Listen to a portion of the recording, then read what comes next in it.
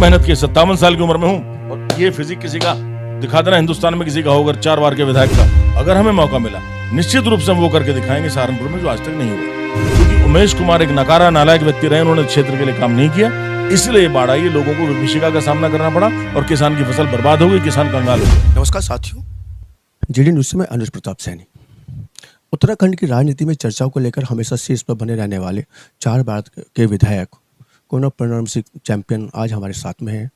मुद्दे काफ़ी रहेंगे, बातें काफ़ी रहेंगी। लोकसभा चुनाव सहारनपुर में लड़ने की बात भी आप कर रहे हैं चेयरमैन साहब। तमाम बातों को लेकर आप हमेशा चर्चाओं में रहते हैं। अभी हाल ही में खानपुर विधानसभा में जिस प्रकार से गंगा की वजह से बाढ़ आई हुई है, उसको भी लेके आप लगातार प्रयासरत रहे हैं। तमाम मुद्दों पर बातें रहेंगी। तो कोनप प्रणब सिंह चैंपियन जी, आपका जीडी न्यूज में स्वागत है। धन्यवाद मान्यवर, आभार आपका। उत्तराखंड गठन के बाद में जिस प्रकार से जो है यहाँ पे देखने को मिलता है कि पहाड़ीवाद और प्लेनवाद जिस प्रकार से एक वो बनी हुई है, उसको आप किस तरह से देखते हैं? देखिए, क्षेत्रवाद की जहाँ तक बात है, मुझे नहीं लगता, क्योंकि जितने सीनियर लीडर्स हैं हर पार्टी में, सभी एक बहुत ब्रॉड स्पेक्ट्रम पर काम करते हैं। और शुरुआत एनडी तिवारी जी से हुई, जो अंतर्राष्ट्रीय स्तर के व्यक्ति थे। उनके बाद जनरल खंडूरी साहब, हमारे डॉक्टर निशंक साहब, उसके बाद फिर हमारे बहुगुणा जी, फिर हरीश रावत जी, त्रिवेंद्र रावत जी।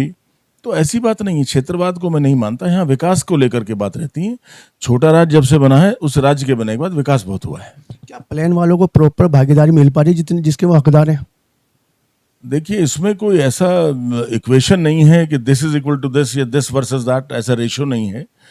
कोई मैदानी है या पहाड़ी है, ऐसे फर्क नहीं पड़ता। क्षेत्रवाद यहाँ नहीं है, यहाँ सबका समान रूप से ध्यान रखा जाता है। पिछली बार आप जो सत्ता पक्ष के विधायक रहे हैं, होनहार हैं, पात्र थे, क्या वजह मानते हैं कि आपको जो मंत्री पद जैसे उससे सम्मान नहीं दिया गया? अब ये तो देखिए पार्टी का हाईकमान का मैटर है, किसको मंत्री बनाए किसको नहीं।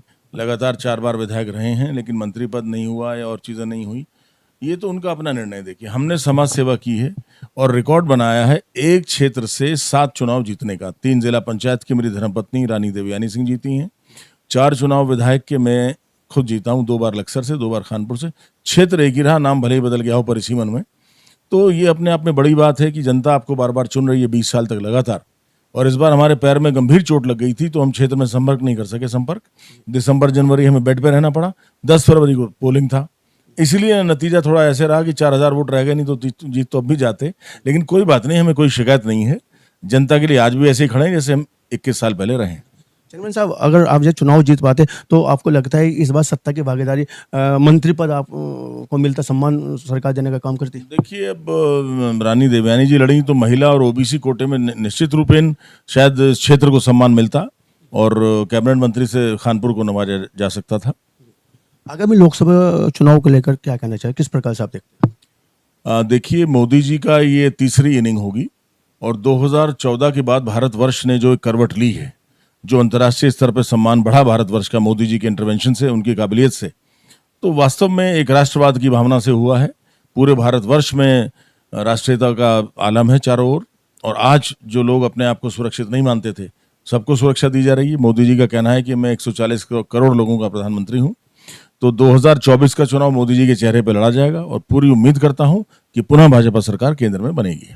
क्या आपके द्वारा आगामी लोकसभा चुनाव लड़ा जाएगा? माने तो आप जो चैंपियन हैं सहारनपुर लोकसभा सीट से, आप जो चैंपियनशिप स्थापित कर सकते हैं?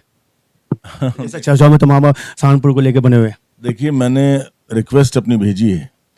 भारतीय जनता पार्टी विश्व की सबसे बड़ी राजनीतिक पार्टी है, हम अनुशासित पार्टी के कार्यकर्ता हैं, हमें गर्व है इस बात पर। तो हम अपने मुंह से नहीं कह सकते, हम खाली संगठन में कह सकते हैं। तो मैंने अपनी बात रखी है। मैंने कहा विशेषता ओबीसी अन्न पिछड़ा वर्ग के लिए हमारा प्रयास रहेगा, हिंदू मुस्लिम दोनों के लिए। संभ्रांत वर्ग के भी हम सेवक हैं उसी तरह से, लेकिन विशेषता सहारनपुर जैसा जो लोकसभा क्षेत्र है, जो मैंने एक एंटिसिपेशन वहां पे किया कि Saharanpur has not got its due has been denied.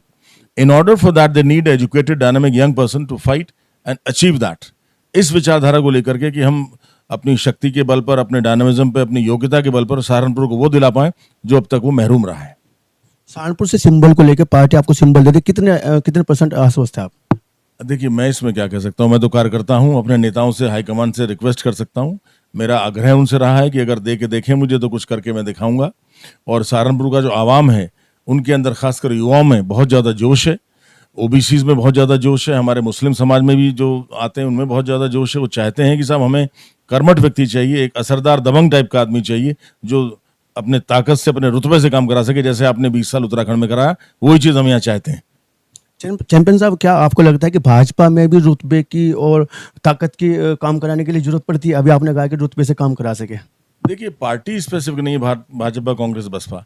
अगर इंसान डायनेमिक है, वेल एजुकेटेड है, शक्तिशाली है, उसके अंदर एक अपने कांटेक्ट बनाने की क्षमता है, तो निश्चित रूप से फर्क पड़ता है। एक सादा सीधा साधा आपने बना दिया किसी को, और एक आपने डायनेमिक आदमी को बनाया, एजुकेटेड आदमी भी है, जिसने दुनिया घूमी हुई है, उसको अपना तजुर्बा, लाइफ के अचीवमेंट्स भी हैं, जो खुद राष्ट्रीय हेवीवेट चैंपियन रहा हो, उस चीज़ का फर्क तो पड़ता है। क्योंकि मैं 4 बार विधायक रहा हूँ और अन्य विधायकगण से मैंने कई गुना ज़्यादा काम कराया है, तो इस बात का परिचायक है। पार्टी चाहे जो भी हो, इंसान का फर्क जरूर पड़ता है। जीत को लेकर आपको पार्टी चुनाव लड़ाती है, जीत को लेकर क्या मानते हैं आप? 100% आश्वस्त हूँ, क्योंकि जो क्षेत्र सहारनपुर का आता है, मैं आपको बता दूं, 123 साल पहले मेरे दादाजी स्वर्गीय राजा बलवंत सिंह, जो लंढौरा रियासत के आखिरी राजा थे, उनको जंधेड़ा समस्तपुर गांव से गोद लिया गया था, जो कि रामपुर ब्लॉक का हिस्सा है, सहारनपुर का बिल्कुल नज़दीक का है। तो हम सहारनपुर से हैं। मेरे पिताजी भी जब विधायक बने 1985 में, तो हम ज़िला सहारनपुर में आते थे। मैं जब district champion, state champion, India champion बना 1985 में, जब भी सहारनपुर हमारा जिला था, उत्तर प्रदेश के अंदर आते थे। उत्तराखंड तो 2000 में बना है। तो हमारा उत्तर प्रदेश से, उत्तराखंड से पुराना नाता है। हमारे रिश्तेदारियां तमाम, स्वर्गीय महाराज रणजीत सिंह जुदेव, कुंवर रघुराज प्रताप सिंह राजा भैया, राजा जय प्रताप सिंह, आप सब हमारे रिश्तेदार हैं जो वहाँ के मंत्री रहे हैं। तो एक तरह का हमारा आना जाना, हमारा कल्चर, हमारी संस्कृति वहाँ से मेल खाती है। तो हमारे में उनमें कोई फर्क नहीं है। पश्चिम उत्तर प्रदेश की सभ्यता है। अगर हमें मौका मिला, निश्चित रूप से हम वो करके दिखाएंगे सहारनपुर में, जो आज तक नहीं हुआ। चैंपियन साहब को राजनीति में जिस मुकाम पे होना चाहिए था, क्या चैंपियन साहब आज उस मुकाम पे अपने आप को स्थापित कर पाए? देखिए, मेरी जो सोच है, मैं अपने आप को एक समाज सेवी, एक समाज प्रवर्तक मानता हूँ। I take my self to be a social emancipator, and social emancipation I have done. बड़ी बात यह देखिए, मनुष्य अपने आप से सेटिस्फाई हो। आप जो भी काम कर रहे हैं, अगर आप कुछ भी बन गए और आपको सेटिस्फेक्शन नहीं है, तो आपका बनना व्यर्थ है। मैं जहां हूं, 4 बार का विधायक लगातार, मुझे बहुत बड़ा सेटिस्फेक्शन है। मैंने अपनी जनता के लिए वो काम करके दिखाया, गरीबों के आंसू पोंछे, बांध बनवाए, बिजली घर लाया, डिग्री कॉलेज, कन्या डिग्री कॉलेज, ITI, जो मेरे से पहले नहीं आ सका था। मुझसे पहले काजी सैदुल जमा साहब 3 बार कैबिनेट मंत्री रहे, काजी मोहुद्दीन साहब 2 बार कैबिनेट मंत्री रहे, बाबू Narayan Singh ji deputy chief minister रहे पूरे उत्तर प्रदेश के, और वही मोरना विधानसभा, लेकिन काम नहीं करा पाए। मैं बड़े इज्जत से उनके नाम ले रहा हूं, लेकिन दुख है इस बात का कि काम नहीं करा पाए थे। मैंने विधायक रहते इतना काम करा दिया, तो आई एम सेटिस्फाइड, मैं संतुष्ट हूं। और संतुष्टि से बड़ा कोई प्रतिफल नहीं राजनीति में। तो मुकाम की बात जहां तक करते हैं, बड़ा टेंटेटिव फिनोमेना है। मैंने जो काम किया उससे मैं संतुष्ट हूं। मैंने रिकॉर्ड बनाया जिसको कोई दूसरा बराबरी अब तक नहीं कर सका। रिकॉर्ड तो विकास कार्य की आप बात कर रहे हैं, खानपुर विधानसभा जो आपकी खुद की विधानसभा है, उसको आप किस दृष्टि से देखते हैं? देखिए, 2 बार मैं खानपुर का विधायक और 2 बार लक्सर का विधायक रहा हूँ। 2002 से 2007, 2007 से 12 तक लक्सर, 2012 से 2017 और 2017 से 22 तक खानपुर का मैं रहा हूँ। मैंने वो कार्य करा दिए हैं जो आज तक कोई नहीं करा पाया। वो एक ऐसे माइलस्टोन्स हैं जिन तक कोई पहुंचना अभी तक मुझे नहीं लगता कोई पहुंच पाएगा। तो मैं यही चाहता हूं कि जो मैंने यहाँ अचीव किया है, अगर मुझे बड़े प्लेटफॉर्म पे मौका मिला, जैसे मेंबर पार्लियामेंट सहारनपुर या किसी और जगह से मेंबर पार्लियामेंट, तो मैं पूरी शक्ति ऊर्जा अपनी योग्यता के साथ समाज सेवा में समर्पित होकर के वहां भी ऐसा रिकॉर्ड बनाऊंगा, मापदंड बना दूंगा।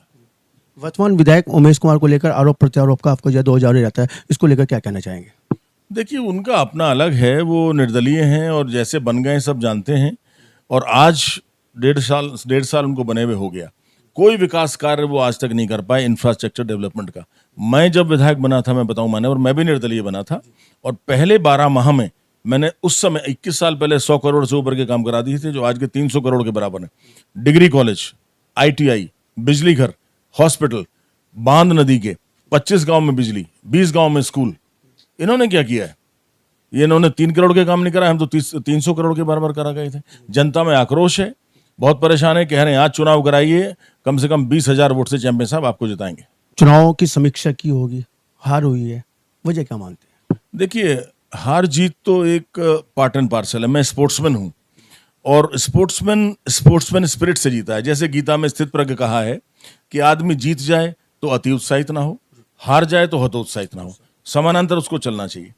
इस चुनाव में 5वें चुनाव में विधायक के मेरे पैर में चोट लग गई साहब, मेरे लिगामेंट टूट गए थे। 3 लिगामेंट होते हैं पैर में, उसमें से 2 टूट गए थे। मैं 2 महीना बेड रेस्ट पे रहा, दिसंबर का महीना और जनवरी का महीना, और 10 फरवरी को पोलिंग था। तो चुनाव में तो मैं जा ही नहीं सका।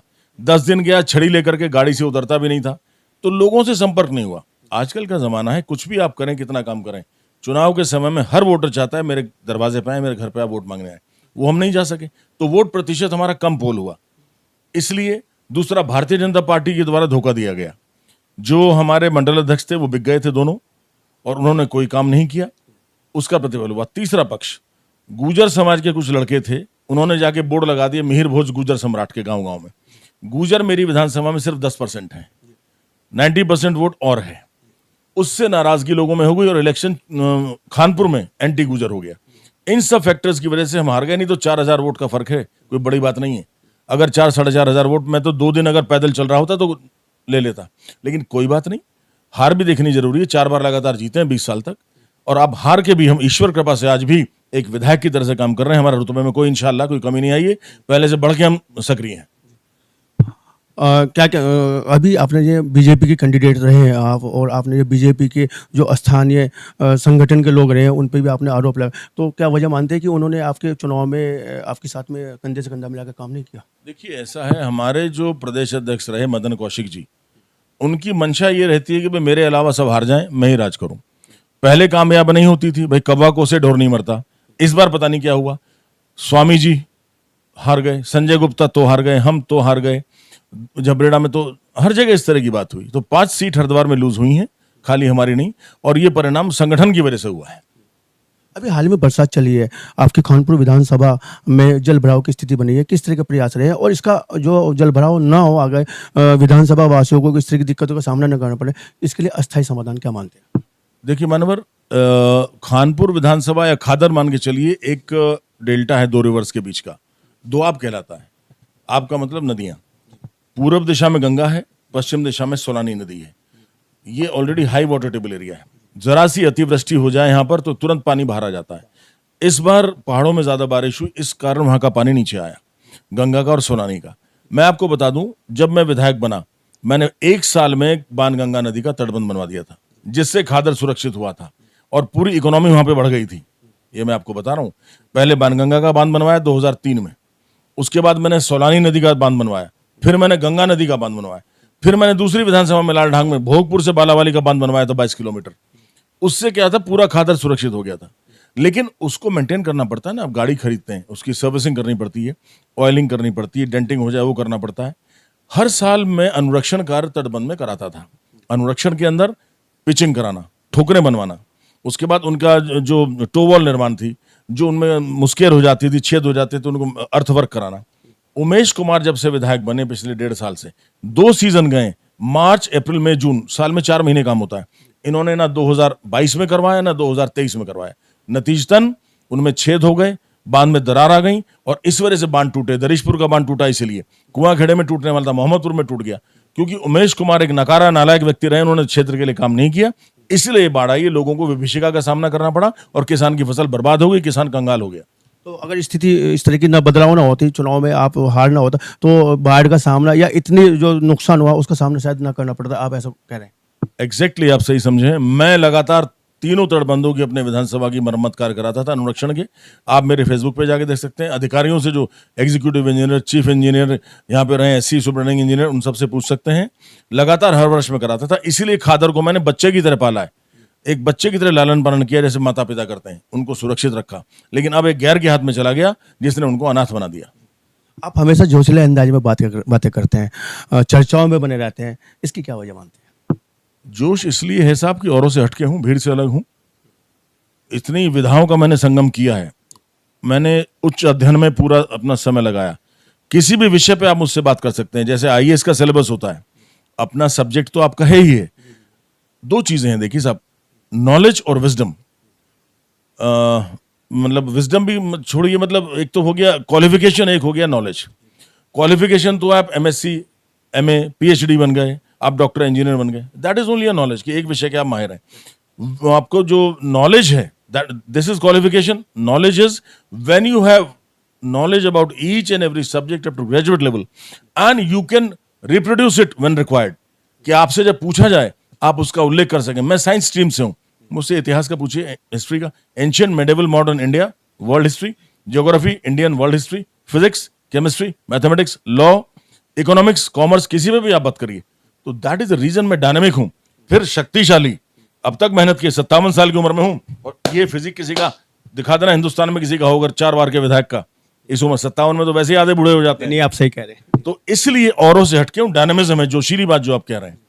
और सोच मेरी सबसे अलग है, मेरा कर्म कार्य प्रणाली सबसे अलग है, जो मुझे भीड़ से दुनिया में अलग करती है। अब ये डायमेंटिक पर्सनैलिटी आप खुद भी कह रहे हैं, हम लोग भी मानते हैं, सब जनता भी इस चीज़ को मानती है, लेकिन सम्राट मेहरपुर प्रकरण में आप जो अग्रणी भूमिका में आपको होना चाहिए था, वहाँ पे आप नजर नहीं आए, इसकी क्या वजह है? हाँ, बिल्कुल वजह है। देखिए ऐसा है, हमने सम्राट मिहिर भोज के बहुत मूर्तियां स्थापित कराई, बहुत प्रतिमाएं लगवाई। मैं पहला व्यक्ति हूं, पहला विधायक हिंदुस्तान का, जिसने प्रदेश सरकार के पैसा खर्च करके तत्कालीन मुख्यमंत्री जी जो राजपूत समाज से थे, आदरणीय त्रिवेंद्र सिंह रावत जी, उनको बुला करके गुजर सम्राट मिहिर भोज जी की मूर्ति लक्सर में मैंने 2019 में 8 मार्च को लगवा दी थी। लेकिन उसका नतीजा क्या हुआ? उसको इस तरह से प्रोजेक्ट कर दिया कि ये तो बिरादरीवादी हैं। हमारा सैनी समाज, हमारा चौहान समाज, कश्यप समाज, प्रजापति समाज, धीमान समाज, एससी समाज, उनमें सब में ये करते हैं कि भाई ये तो गुजरवादी हैं, ये तुम्हारी नहीं करते हैं। वो बहुत बड़ा फैक्टर है जिसकी वजह से हम चुनाव हार गए। तो हम क्यों ऐसा मैसेज दें कि हम एक बिरादरीवादी हैं? हम तो भैया समाजवादी हैं, हर समाज के हैं। जो भी हमारे दरवाजे आएगा, हिंदू, मुसलमान, सिख, ईसाई, सबका सम्मान है, सबका काम करेंगे, किसी एक का लेवल हम अपने ऊपर नहीं लगाएंगे। लेकिन चैंपियंस अगर हम बात करें जाए, सम्राट मेहरभोज की लड़ाई है ना, केवल कानपुर विधानसभा की या उत्तराखंड की नहीं है, पूरे देश भर की लड़ाई है। आप अग्रणी भूमिका हमेशा निभाते हैं, तो ऐसे में आपको नहीं लगता कि वहाँ पे आपकी अभी जरूरत है उस लड़ाई में? देखिए साहब, इस चुनाव का परिणाम 2022 का इतना गलत रहा, और ये सिर्फ मिहिर भोज जी की वजह से हम हारे हैं। ये मुद्दा जो चला है, गुजरवाद का लेवल हमारे ऊपर लगा दिया गया, जबकि ऐसा नहीं है। हम हर समाज का सम्मान करते हैं। उसका मुझे इतनी बड़ी कीमत चुकानी पड़ी बगैर बात। भाई मेरी मंशा तो ये थी, ठीक है भाई, कोई आपके पास आ रहे हैं, हम गुजर समाज में पैदा हो गए, वीर गुजर समाज से हैं। हमारे एक महाराज हुए हैं मिहिर भोज जी, जिन्होंने 8वीं शताब्दी में 50-51 साल राज किया है, उस बारे में विश्व को बताएं। लेकिन उसका ये मतलब नहीं था कि औरों का तिरस्कार हम करें और अपने को आगे बढ़ाएं। लोगों ने इमेज बना दी कि ये तो बिरादरीवादी है, औरों का तिरस्कार करते हैं, और उसका नतीजा आ गया, चुनाव हार गए। तो मैं ऐसा नहीं चाहूंगा कि मेरे किसी कृत्य से किसी और का दिल दुखे, इसलिए मैंने अपने आप को अलग कर लिया है। सम्मान में सबका करता हूं।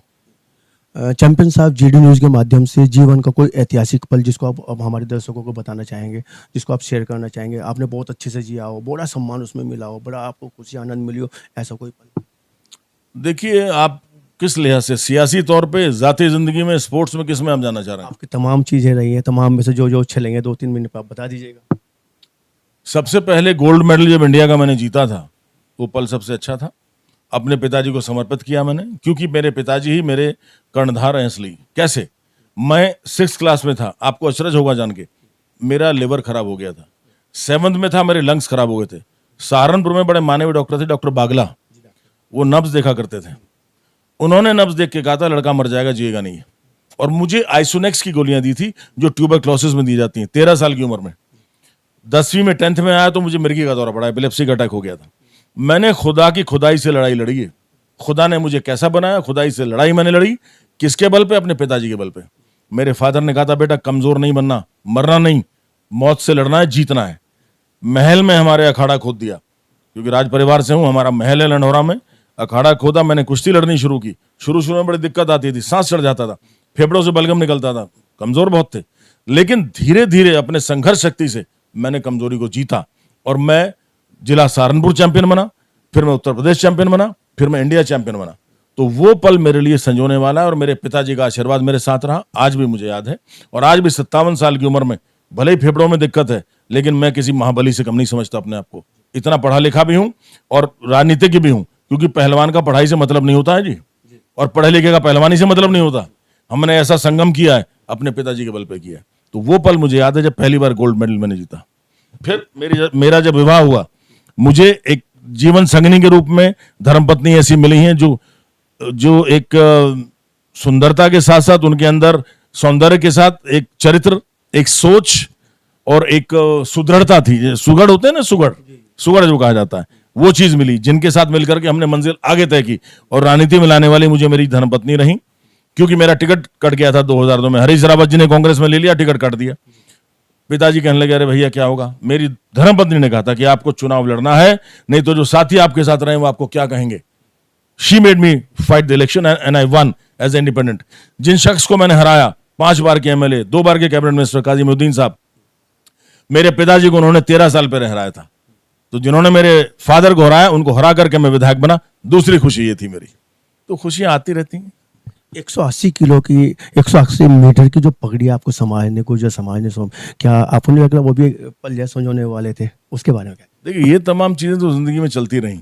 कई बार रहा, तलवारों का मिलना, पगड़ियों का मिलना, लोगों का मिलना, ये तो समाज की बात हो गई। देखिए, हमारी सोच विश्व स्तर की होनी चाहिए, खाली एक समाज की नहीं। At the international world level, you should think in that context, because my thinking is very broad. Being a highly educated person, I think in every subjective matter and take it in an objective way.